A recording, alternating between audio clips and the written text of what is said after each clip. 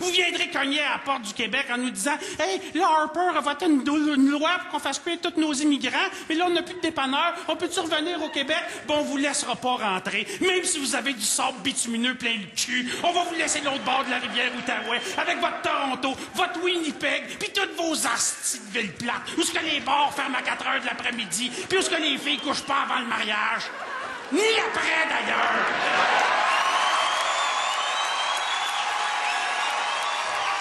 Jean-François Mercier, que vous venez d'entendre dans son personnage du Gros Cave, un court extrait de ce dernier Bye Bye.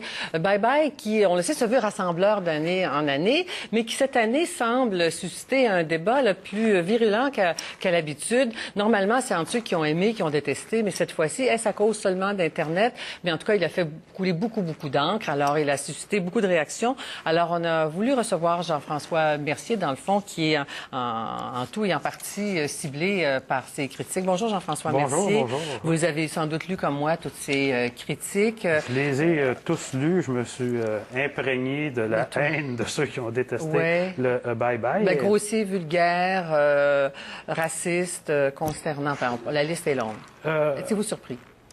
Ben oui, on était surpris. Nous autres, ça va peut-être avoir de l'air bien stupide, ce que je veux dire, mais on met tout notre cœur là-dedans.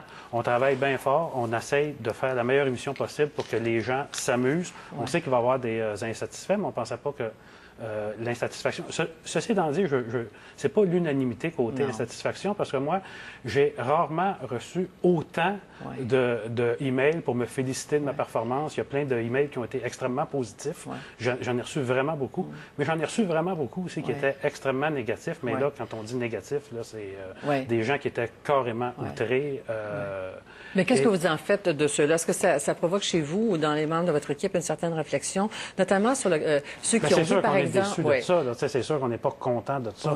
Ça provoque une réflexion, c'est sûr, mais bien franchement, c'est un peu stérile d'en parler dans le sens que il est fait le bye-bye. C'est sûr que si c'était à refaire, maintenant qu'on le sait, il y a bien des choses qu'on ferait différemment.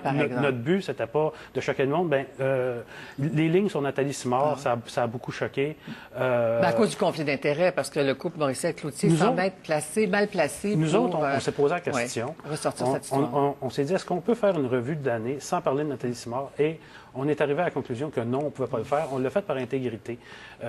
On se disait, il faut en parler, mais on a justement décidé de prendre un angle qu'on pensait qu'il allait passer. Ce qu'on a dit, c'est demander qu'elle préserve son intimité, mais elle a donné 22 entrevues. Donc, c'était risible. Et on s'est dit, on va s'arrêter à ça et le monde ne sera pas choqué, mais ça n'a pas été pris comme ça. Et le gag, Denis Lévesque personnifiant un raciste, est-ce que c'est Denis Lévesque qui est un raciste?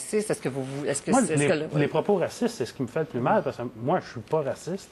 Et je me suis fait beaucoup reprocher ma ligne sur Obama, qui est, selon moi, une dénonciation du racisme. Mais vu que j'ai reçu beaucoup d'emails, je vais prendre le blanc, je vais faire, bon, ben regarde, c'est certainement un manque de jugement.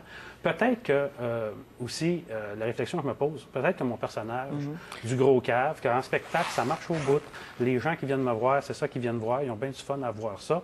Peut-être que dans une émission à grand public, comme le Bye Bye, que je suis un peu plus mal servi. Parce que les voix verts ce matin, aussi dans la presse, vous avez dû le lire, en disant que Jean-François Mercier confirme son personnage du Gros Cave. Donc, vous reconnaissez que le personnage est peut-être allé trop loin, qu'il n'avait pas sa place, peut-être dans le Bye Bye. Ça, c'est après coup. Mais vous avez entendu les réactions des gens qui étaient en studio. On ne leur a pas dit de se lever, puis de rire, puis d'avoir du fun. Ça a été spontané.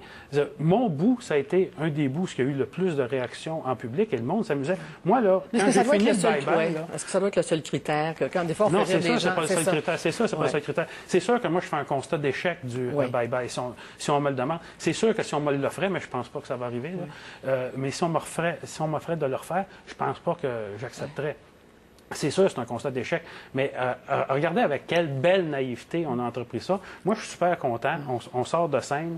Ma blonde me dit « Hey, Crème, ça a bien rentré, tu dois être content, les critiques vont être bonnes dans le journal. » Il dit « Ben, énerve-toi pas trop, tu sais, des fois, le journal, puis le public. Le public, c'est pas tout à fait la même chose. Elle était là, ben voyons donc, prends ton fun. Moi, je prenais des photos avec le monde, je signais des autographes. Mais je me suis couché en 2008, tout allait bien. Je me suis levé en 2009, tout allait mal. Mais c'est parce que la question dans la démarche de création l'inspiration? Parce que là, on peut penser que c'est l'humour des Bougons, ou le prolongement de ce que connu aux Bougons, qui allait souvent très loin, mais il y avait un contexte, les gens l'acceptaient, que là, transplanté dans une émission grand public, rassembleuse, bilan de l'année, c'est là que ça passe pas. C'est sûr qu'il y a eu des erreurs de fait, mais par contre, le monde qui ont...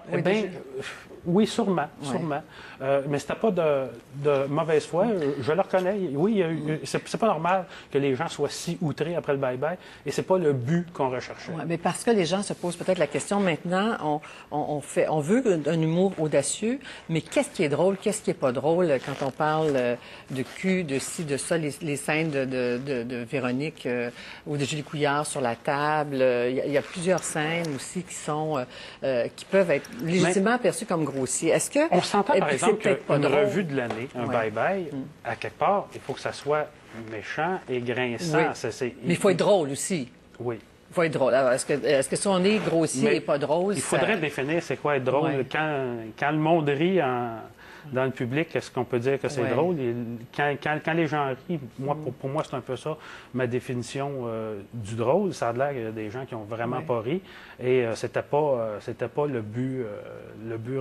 Mais vous autres, est-ce que vous vous trouviez drôle en le faisant? Est-ce que quand on crée en équipe comme ça, il y a quelqu'un qui dit un instant, ce bout-là, c'est pas drôle, on devrait le jeter au panier? Nous autres, on était sûrs que moi, quand le monde me le demandait, le bye-bye, ça va être bon cette année, je lui disais, ben écoute, oui, je pense que oui. On était vraiment contents de ce qu'on avait fait. Cela dit, il y avait d'excellents moments, des talents d'imitatrice de Véronique Cloutier, des très, très... Avez-vous l'impression que les moments faibles, les moments justement grossiers, vus comme étant grossiers, occultent le reste? Bien, ça, c'est clair que je pense que les gens ont accroché à quelque chose et qu'à un moment donné, ils ont arrêté d'écouter le bye-bye parce qu'il n'était pas si plate que ça. Et regardez aussi comment est-ce que tout est une question de perspective.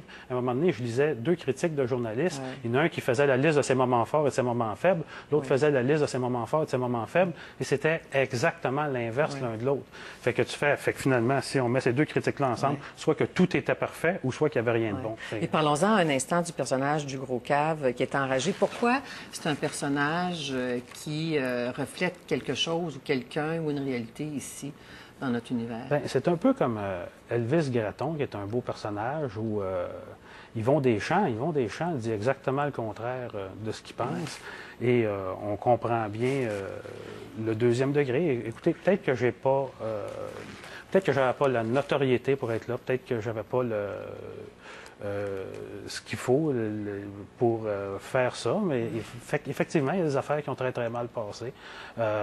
Et si c'est à refaire, je ne le referais pas. Vous ne le feriez pas. Il y a des gens qui disaient qu'il devrait s'excuser. Avez-vous l'impression que vous devriez faire des excuses? Bien, je ne peux pas m'excuser. Regarde, je m'excuse d'avoir blessé des gens, mais je ne peux pas m'excuser parce que, sérieusement, on leur mettait de toute bonne foi. On pensait qu'on avait fait de quoi de vraiment bien. Fait que ça, évidemment, on se sent comme un cave après. Tu fais, non, regarde, moi, je pensais que ça, les gens allaient rire, puis qu'ils allaient avoir du fun, et je n'étais pas tout seul, là, toute l'équipe d'auteurs. Et on pense encore qu'on a fait de quoi de bien. Évidemment, il y a eu des erreurs, mais et c'est pas tout le monde qui a trouvé ça mauvais non plus. J'ai plein de monde, moi, qui me disent qu'ils ont aimé le bye-bye. Bien, Jean-François, merci d'avoir été avec nous aujourd'hui. Bien, merci beaucoup. Bonne année 2009. Bien, à vous aussi. À vous aussi.